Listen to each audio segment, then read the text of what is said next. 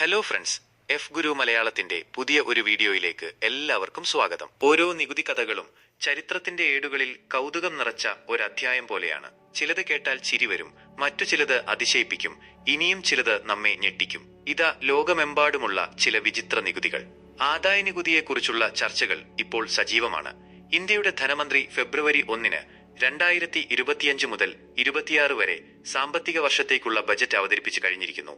ഇത് നികുതിദായകർക്കിടയിൽ ആശ്വാസം പകരുന്ന പ്രതീക്ഷകൾക്ക് തുടക്കമിട്ടതായി പറയപ്പെടുന്നു. ഇൻഡയറക്ട് ടാക്സ് അഥവാ GST മാറ്റമില്ലാതെ നിലനിർത്തി പോകുന്നത് സാധാരണക്കാർക്ക് പ്രയാസം സൃഷ്ടിക്കും. അതേസമയം US പ്രസിഡന്റ് ഡൊണാൾഡ് ട്രംപ് തന്റെ രാജ്യത്ത് ആദായനികുതി നിർത്തലാക്കണമെന്ന് വാദിക്കുന്നു. മറ്റ് രാജ്യങ്ങൾക്കുമേൽ കനത്ത താരിഫ് ചുമത്തി തന്റെ രാജ്യത്തിന്റെ സാമ്പത്തിക സ്ഥിതി മെച്ചപ്പെടുത്താൻ അദ്ദേഹം നിർദ്ദേശിച്ചുകൊണ്ടിരിക്കുന്നു. ബജറ്റ് സീസൺ നടന്നുകൊണ്ടിരിക്കുന്ന ഈ അവസരത്തിൽ ഇന്ന് സങ്കല്പിക്കാൻ പോലും കഴിയാത്തതായി തോന്നുന്ന ചില വിചിത്രമായ നികുതികളെക്കുറിച്ച് നമുക്കൊന്ന് നോക്കാം. ജനലഴികൾക്ക് നികുതി. 1696 ഇംഗ്ലണ്ടിലെയും വെയിൽസിലെയും രാജാവ് വില്യം മൂന്നാമൻ ജനാലകൾക്ക് നികുതി ചുമത്തിയത് അത്തരമൊരു അസാധാരണ നികുതിയായിരുന്നു. വീടുകളിലെ ജനാലകളുടെ എണ്ണത്തെ അടിസ്ഥാനമാക്കി ആളുകൾക്ക് നികുതി നൽകേണ്ടി വന്നു. രാജാവിന്റെ ഖജനാവ് ശൂന്യമായിരുന്നു. അത് നികത്താൻ അദ്ദേഹം ഈ ആശയം കൊണ്ടുവന്നു. 10ൽ കൂടുതൽ ജനാലകളുള്ള വീടുകൾക്ക് 10 ഷില്ലിംഗ് നികുതി നൽകേണ്ടി വന്നു. പണം നൽകുന്നത് ഒഴിവാക്കാൻ പലരും അവരുടെ ജനാലകൾ ഇഷ്ടികകൾ കൊണ്ട് അടച്ചു. പക്ഷേ ഇത് അവരുടെ ജീവിത സാഹചര്യങ്ങൾ കൂടുതൽ വഷളാക്കി. 1851 ഒടുവിൽ ഇത് നീക്കം ചെയ്യുന്നതുവരെ ഈ നികുതി 156 വർഷം നീണ്ടുനിന്നു. താടിക്ക് പോലും നികുതി. 1535 ഇംഗ്ലണ്ടിലെ ഹെൻറി 8 രാജാവ് താടിക്ക് നികുതി ഏർപ്പെടുത്തി. ഒരു വ്യക്തിയുടെ സാമൂഹിക നിലയെ അടിസ്ഥാനമാക്കിയായിരുന്നു നികുതി. ഹെൻറി 8 രാജാവിനു ശേഷം അദ്ദേഹത്തിന്റെ മകൾ എലിസബത്ത് രാജ്ഞി 1 2 കൂടുതൽ താടിയുള്ള ആർക്കും നികുതി അടയ്ക്കണമെന്ന് ഒരു നിയമം കൊണ്ടുവന്നു. രസകരമെന്നു പറയട്ടെ, നികുതി പിരിവ് സമയത്ത് ആരെങ്കിലും വീട്ടിലില്ലെങ്കിൽ അയൽക്കാരൻ നികുതി അടയ്ക്കേണ്ടതുണ്ട്. 1698 റഷ്യയിലെ മഹാനായ സാർ പീറ്ററും താടി നികുതി ഏർപ്പെടുത്തി. യൂറോപ്യൻ രാജ്യങ്ങളുമായി സാമ്യമുള്ള രീതിയിൽ റഷ്യൻ സമൂഹത്തെ ആധുനികവൽക്കരിക്കാൻ പീറ്റർ ആഗ്രഹിച്ചതിനാൽ താടി വളർത്തുന്നതിന് ആളുകൾക്ക് നികുതി നൽകേണ്ടി വന്നു. ആത്മാക്കൾക്കും നികുതി അഥവാ ടാക്സ് ഓൺ സ്പിരിറ്റ്സ്. ആത്മാക്കൾക്ക് 1718 മഹാനായ പീറ്റർ ഒരു നികുതി ഏർപ്പെടുത്തി. ആത്മാവിലോ ആത്മാക്കളിലോ വിശ്വസിക്കുന്നവർക്ക് ഈ നികുതി ബാധകമായിരുന്നു. അവയിൽ വിശ്വസിക്കാത്തവർക്ക് പോലും മതത്തിൽ വിശ്വാസമില്ലാത്തതിന് നികുതി ചുമത്തി. പള്ളിയും സമ്പന്നരും ഒഴികെയുള്ള മിക്കവാറും എല്ലാവരുടെയും മേൽ നികുതി ചുമത്തി. താടി നികുതി പോലെ പിരിവ് സമയത്ത് ആരെങ്കിലും ഇല്ലായിരുന്നെങ്കിൽ അവരുടെ അയൽക്കാരൻ നികുതി അടയ്ക്കേണ്ടതായി വന്നു. മാറുമറയ്ക്കാൻ നികുതിയോ? അതെ, ബ്രസ്റ്റ് ടാക്സ്. 19-ാം നൂറ്റാണ്ടിൽ കേരളത്തിലെ തിരുവിതാംകൂർ രാജാവ് ഈഴവ, തീയ, നാടാർ, ദളിത് സമുദായങ്ങൾ തുടങ്ങിയ ചില അന്നത്തെ താഴ്ന്ന ജാതികളായി കണക്കാക്കപ്പെട്ടിരുന്ന ജാതികളിലെ സ്ത്രീകൾക്ക് സ്തനങ്ങൾ മറയ്ക്കുന്നതിന് നികുതി ചുമത്തി. ഇത് മുലക്കരം എന്ന പേരിലാണ് അറിയപ്പെട്ടിരുന്നത്. ഈ ഭാരിച്ച നികുതി അടയ്ക്കാതെ ഈ സ്ത്രീകൾക്ക് സ്തനങ്ങൾ മറയ്ക്കാൻ അനുവാദമില്ലായിരുന്നു. നികുതി അടയ്ക്കാൻ വിസമ്മതിക്കുകയും പ്രതിഷേധിച്ച് സ്തനങ്ങൾ മുറിക്കുകയും ചെയ്ത നങ്ങേലി എന്ന സ്ത്രീയുടെ ധൈര്യം കാരണം ഒടുവിൽ നികുതി നിർത്തലാക്കപ്പെട്ടു. അമിത രക്തസ്രാവം മൂലം അവർ മരിച്ചു.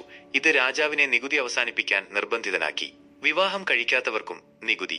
9-ാം നൂറ്റാണ്ടിൽ റോമിൽ ബാച്ചിലർമാർക്ക് ഒരു നികുതി ചുമത്തിയിരുന്നു.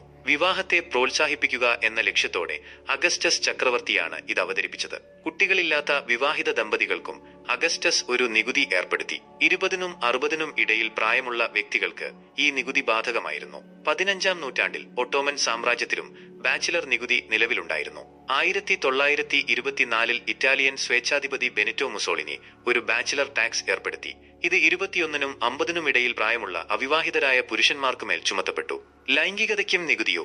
കേൾക്കുമ്പോൾ അതിശയം തോന്നുന്നുണ്ടോ?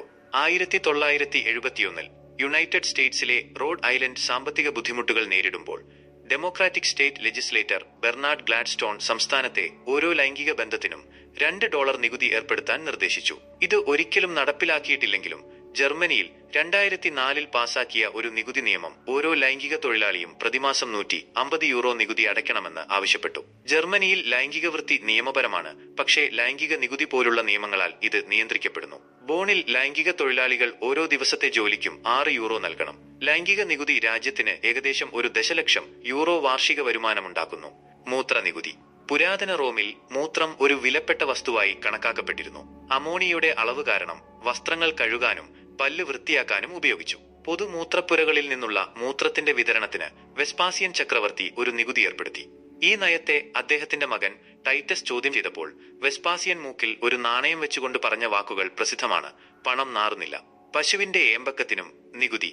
ന്യൂസിലൻഡിൽ കർഷകർ പശുവിന്റെ ബർപ്പുകൾക്ക് അഥവാ ഏമ്പക്കത്തിന് നികുതി നൽകേണ്ടതുണ്ട്.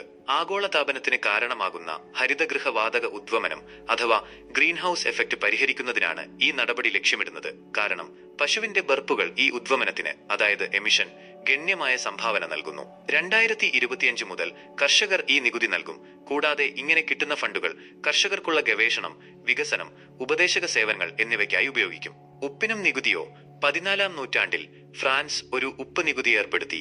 ഇത് വ്യാപകമായി പ്രതിഷേധിക്കപ്പെടുകയും ഫ്രഞ്ച് വിപ്ലവത്തിൽ ഒരു പ്രധാന പങ്ക് വഹിക്കുകയും ചെയ്തു. രണ്ടാം ലോക മഹായുദ്ധത്തിനു ശേഷം 1945-ൽ അത് നിർത്തലാക്കുന്നതുവരെ ഈ നികുതി തുടർന്നു. അതുപോലെ ബ്രിട്ടീഷുകാർ ഇന്ത്യയിൽ ഉപ്പ് നികുതി ഏർപ്പെടുത്തി. ബ്രിട്ടീഷ് ഈസ്റ്റ് ഇന്ത്യ കമ്പനി ആദ്യമായി ഉപ്പിന് നികുതി ചുമത്തിയത് 1759 ആയിരുന്നു. 1930-ൽ മഹാത്മാഗാന്ധിയുടെ ഉപ്പ് മാർച്ച് വരെ അത് നിലനിന്നിരുന്നു. എന്നിരുന്നാലും 1946 ഒക്ടോബറിൽ ഇടക്കാല സർക്കാർ ഒടുവിൽ നിർത്തലാക്കുന്നതുവരെ നികുതി തുടർന്നു. നികുതികൾ രാഷ്ട്രം കെട്ടിപ്പടുക്കുന്നതിനുള്ള അനിവാര്യ ഘടകമാണെങ്കിലും ചരിത്രത്തിൽ അവ പലപ്പോഴും വിചിത്രമായ രൂപങ്ങളിൽ പ്രത്യക്ഷപ്പെട്ടിട്ടുണ്ട്. ജനലഴികൾ മുതൽ പശുവിന്റെ ഏമ്പക്കം വരെ, ലൈംഗികത മുതൽ മൂത്രം വരെ, ഇങ്ങനെ പോകുന്നു വിചിത്രമായ നികുതികളുടെ പട്ടിക. ഈ നികുതികൾ ഓരോന്നും അതാത് കാലഘട്ടത്തിലെ സാമൂഹിക, സാമ്പത്തിക, രാഷ്ട്രീയ സാഹചര്യങ്ങളുടെ പ്രതിഫലനമായിരുന്നു. ചില നികുതികൾ ഭരണാധികാരികളുടെ ദീർഘവീക്ഷണമില്ലായ്മയും മറ്റു ചിലത് ജനങ്ങളുടെ പ്രതിഷേധത്തിന് കാരണമായി. ഈ വിചിത്ര നികുതികൾ ചരിത്രത്തിന്റെ ഭാഗമായി മാറിയെങ്കിലും അവ നമ്മെ ചിരിപ്പിക്കുകയും ചിന്തിപ്പിക്കുകയും ചെയ്യുന്നു. ഓരോ നികുതിയും ഒരു പാഠമാണ് ഭരണാധികാരികൾക്കും ജനതയ്ക്കും. ഈ വീഡിയോ നിങ്ങൾക്ക് ഉപകാരപ്രദമായി തോന്നിയെങ്കിൽ ലൈക്ക് ചെയ്യുക, ഷെയർ ചെയ്യുക, ചാനൽ സബ്സ്ക്രൈബ് ചെയ്യുക. അടുത്ത വീഡിയോയിൽ കാണാം. നന്ദി.